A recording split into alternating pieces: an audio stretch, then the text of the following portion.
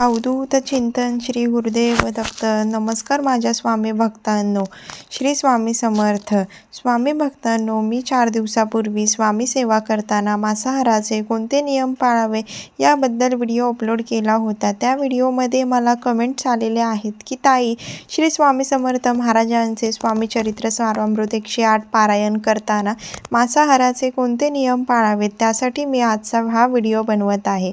मित्रांनो, आजचा हा व्हिडिओ फक्त ऐकण्यासाठी नाही तर मनापासून समजून घेण्यासाठी आहे. कारण आज आपण बोलणार आहोत स्वामी समर्थ भक्तांसाठी अत्यंत प्रभावी, अत्यंत कठोर आणि तितकेच फलदायी असा एक संकल्प, जो स्वामी चरित्र सारामृताचे 108 पारायण. मित्रांनो, अनेक भक्त हा संकल्प घेतात, पण अर्धवट नियमामुळे त्यांना अपेक्षित फळ मिळत नाही. विशेषतः एक नियम असा आहे जो अनेक जण हलक्याने घेतात, तो म्हणजे मांसाहाराचा नियम.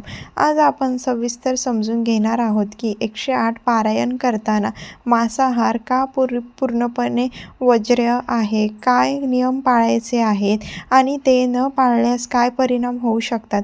हा व्हिडिओ शेवटपर्यंत नक्की पहा, कारण शेवटी मी तुम्हाला काही असे अनुभव सांगणार आहे जे खऱ्या स्वामी भक्तांनी स्वतः अनुभवलं आहे. मित्रांनो, 108 हा आकडा साधा नाही. 108 हा ब्रह्मांडाचा, मंत्राचा, जपाचा आणि साधनेचा पूर्णांक आहे. स्वामी चरित्र सारामृताचे 108 पारायण म्हणजे फक्त वाचन नव्हे, तर 108 दिवसाची तपश्चर्या आहे. हा संकल्प मनोकामना पूर्ण करण्यासाठी, अडकलेले मार्ग मोकळे होण्यासाठी, मानसिक शांतीसाठी, आर्थिक अडचणी दूर होण्यासाठी आणि सर्वात महत्त्वाचं म्हणजे स्वामींच्या कृपाछायेत राहण्यासाठी घेतला जातो. मन लक्षात ठेवा मित्रांनो, स्वामी समर्थ हे फक्त शब्द पाहत नाही, ते भाव पाहतात, नियम पाहतात आणि भक्तांची शुद्धता पाहतात. म्हणूनच पारायण सुरू करण्याआधी मन, शरीर आणि आहार शुद्ध असणं अत्यंत महत्त्वाचं आहे.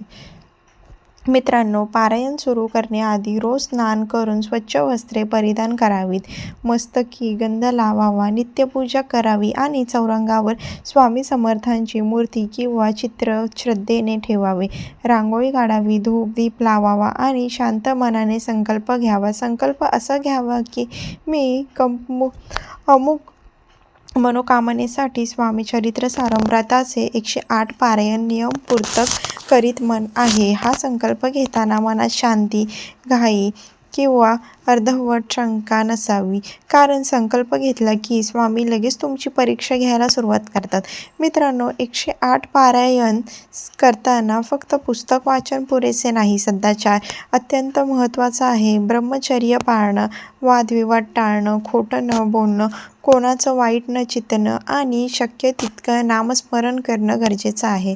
राग, मत्सर, अहंकार या गोष्टी शक्य तितक्या कमी कराव्यात, कारण स्वामी समर्थांचा मार्ग हा अंतर्मुखातून आहे. बाहेरून कितीही पूजा केली, मन आत अशुद्ध असेल तर पारायण पूर्ण ठरतं. आता मित्रांनो, आपण येतो त्या महत्त्वाच्या विषयावर. मांसाहार. पारायण काळात मांसाहार पूर्णपणे बंद असायलाच हवा, कारण मांसाहार हा तामसिक आहार आहे, जो शरीराला जड करतो, मन अस्थिर करतो आणि साधनेत अडथळा निर्माण करतो. शास्त्रानुसार मांसाहार पचायला जवळजवळ 48 तास लागतात. त्या काळात शरीर सेवा, जप, ध्यान यासाठी योग्य स्थितीत राहत नाही. स्वामी समर्थ हे सात्विक तत्वाचे प्रतिनिधी आहेत. तामसिक आहार आणि सात्विक साधना कधीच एकत्र चालू शकत नाही. मित्रांनो, हा नियम फक्त मी मांस खात नाही इतकाच मर्यादित नाही. शक्य असल्यास घरातही मांसाहार टाळावं, कारण घरातील वातावरण सात्विक असणं फार महत्त्वाचं आहे. स्वामींच्या कृपेचा वास घरात राहावा यासाठी घर शुद्ध करायला हवं. अनेक भक्त सांगतात की पारायण काळात घरात मांस शिजवलं तरी मन विचलित होतं, पूजा मनापासून होत नाही. म्हणून जेवढं शक्य आहे तेवढं सात्विक वातावरण ठेवा. पारायण काळात साधं सात्विक शाकाहारी भोजन घ्यावं. कांदा लसूण टाळणं अधिक उत्तम.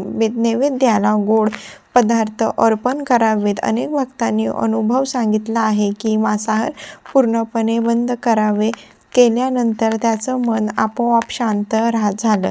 पारायण करताना डोळे आपोआप पाणावले आणि स्वामींची उपस्थिती जाणवू लागली. काहींच्या अडलेल्या गोष्टी मार्गी लागल्या, काहींना मानसिक आधार मिळाला. हे योगायोग नाहीत, ही स्वामी कृपा आहे. मित्रांनो, आता एक अतिशय संवेदनशील पण तितकीच महत्त्वाचा प्रश्न आपण समजून घेतला पाहिजे. पारायण काळात चुकून किंवा परिस्थितीमुळे नियम मोडले गेले, विशेषतः मांसाहार झाला तर काय करावं? अनेक भक्त घाबरून जातात, अपराधी वाटून घेतात आणि पारायणच सोडून देतात. पण मित्रांनो, स्वामी समर्थ हे करुणामूर्ती आहे. चूक मनापासून झाली आणि ती जाणीवपूर्वक नसेल तर स्वामी शिक्षा करत नाही, ते शुद्धी पाहतात. अशा वेळी लगेच स्वामींच्या चरणी मनापासून क्षमा मागावी. त्या दिवशी उपवास किंवा फलाहार घ्यावा, जास्तीत जास्त नामस्मरण करावं आणि पुढे नियम कधीच काटेकोरपणे पाळण्याचा संकल्प करावा. काही परंपरांमध्ये त्या दिवसाचं पारायण पुढे एक दिवस वाढवून पूर्ण करण्याचीही पद्धत आहे. मित्रांनो, हे लक्षात ठेवा की स्वामींना फसवण्याचा भाव नसेल तर ते तुमच्यावर कृपा करतात. पण जर नियम मोडूनही काही होत नाही असा हलगर्जीपणा केला तर साधनेचा प्रभाव हळूहळू कमी होत जातो. म्हणूनच पारायण म्हणजे भीती नव्हे तर शुद्धतेचा मार्ग आहे. आणखीन एक गोष्ट फार महत्त्वाची आहे. पारायण काळात मनावर अनेक परीक्षा होतात. अचानक राग येतो, घरात मतभेद होतात, अहंकारात राहत नाही. हे सगळं स्वामींच्या मार्गावर चालताना येणाऱ्या आंतरिक अडथळ्यांची लक्षणं आहेत. अशा वेळी घाबरायचं नाही, शांतपणे स्वामींचं नाव घ्यायचं आणि स्वामी मला मार्ग दाखवा एवढंच मनात म्हणायचं. अनेक भक्त सांगतात की अशा प्रसंगी अचानक मन शांत होतं, जणू कोणीतरी आतून आधार दिल्यासारखं वाटतं. मित्रांनो, पारायण पूर्ण झाल्यानंतर काही काळ सात्विक आहार घेणे अत्यंत महत्त्वाचं आहे. 108 दिवसांची सवय शरीर आणि मन दोन्ही बदलते.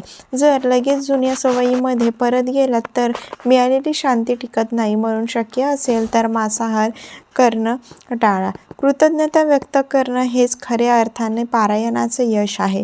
शेवटी एवढंच सांगते मित्रांनो, स्वामी समर्थ तुमच्याकडून परिपूर्ण अपेक्षित करत नाही, पण प्रामाणिक प्रयत्न नक्कीच अपेक्षित करतात.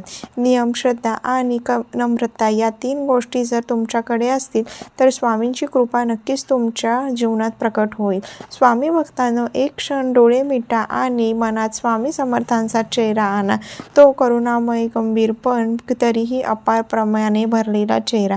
मित्रांनो, जेव्हा तुम्ही स्वामी चरित्र सारामृत हातात घेता तेव्हा ते फक्त पुस्तक राहत नाही, तो स्वामींचा साक्षात सहवास होतो. पारायण करताना स्वामी तुमच्याकडे पाहत असतात. तुम्ही शब्द वाचता आहात की भावना? तुम्ही नियम पाळता आहात की फक्त निभाव लावत आहात? हे सगळं स्वामी जाणत असतात. मित्रांनो, मांसाहार सोडणं ही शिक्षा नाही, ती स्वामींसाठी दिलेली छोटीशी आहुती आहे. आपल्या जिभेवरचा एक क्षणाचा मोह सोडून आपण आपल्या मनाला स्वामींच्या चरणी झुकवत असतो आणि जेव्हा मन झुकतं तेव्हा स्वामी उचलून धरतात. अनेक भक्त म्हणतात, आम्ही पारायण करत होतो पण काही मागतच नव्हतो, तरीही स्वामींनी आमच्या आयुष्यात दुःख आपोआप दूर केलं. कारण मित्रांनो, स्वामी शब्दांना नाही, भावाला उत्तर देतात. जेव्हा तुम्ही उपाशी राहता, मांसाहार टाळता, मनावर ताबा ठेवता, तेव्हा स्वामी तुमच्या जवळ येतात आणि कुणालाही न कळता तुमच्या खांद्यावर हात ठेवतात. आज तुम्ही हा व्हिडिओ पाहत असाल तर कदाचित हा योगायोग नाही, तर कदाचित स्वामींचीच तुम्हाला सांगता असेल. मी तुझ्याकडे पाहतोय, फक्त थोडा संयम ठेव, मी आहे तुझ्या पाठीशी. मित्रांनो, 108 पारायण म्हणजे देवाशी केलेली देवघेव नाही, तो आहे देवावर ठेवलेला विश्वास. आणि जो विश्वास ठेवतो तो कधीही एकटा नसतो आणि स्वामी त्याला एकटा सोडतही नाही.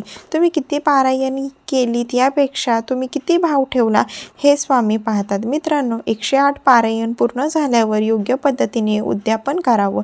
स्वामींना कृतज्ञतेने धन्यवाद म्हणावे. फलश्रुती सांगताना शास्त्र की जणू अडथळे दूर करतात. शेवटी एवढंच सांगते, स्वामी सगळ्या समर्थांना फसवता येत नाही. नियम अर्धवट ठेवले तर फलही अर्धवटच मिळतं.